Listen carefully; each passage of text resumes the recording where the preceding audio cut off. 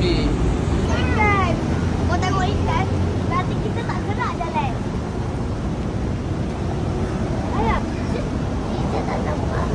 Muaz. Bisa.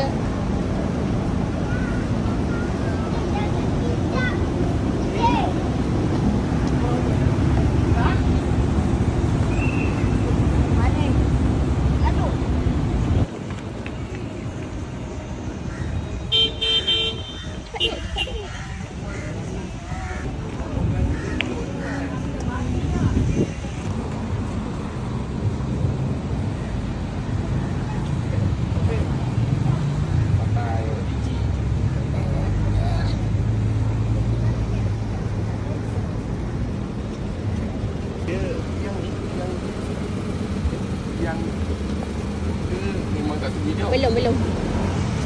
Aduh, tapi sana bertegak dah. Kita sini. Ni.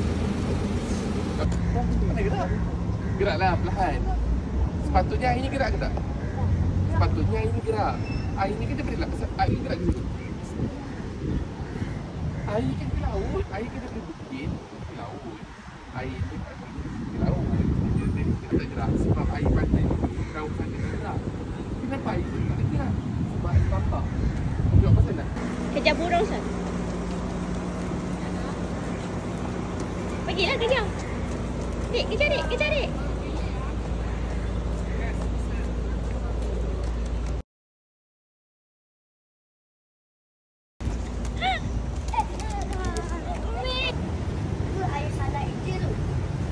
Nama kedai tu besok.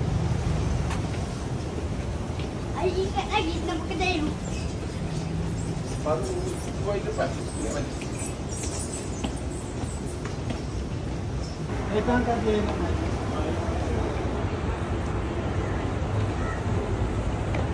Ada tempat. Tempat tu kedai. Apa? Air. Tak masuk air kan? Bawah. Bawah kan? Sebab ada laut. Tak ada laut.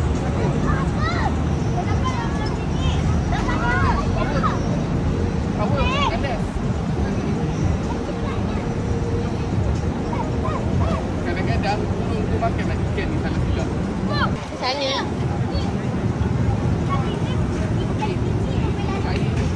Power. Tunggu. Kat sini. Apa tak ikan kita main? Air ikan tu sana.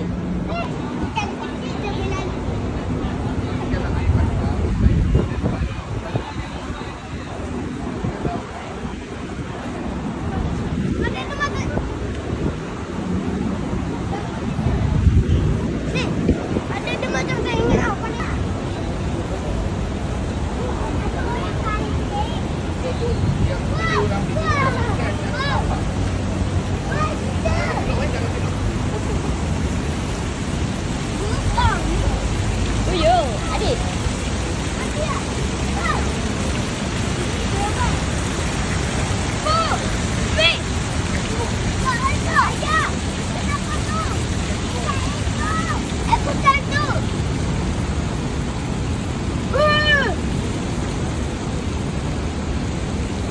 Ikan besar. Banyaknya.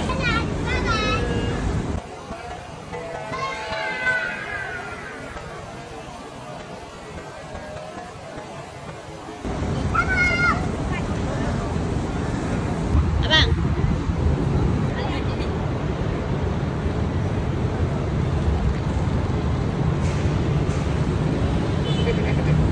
Okey dah. Jom.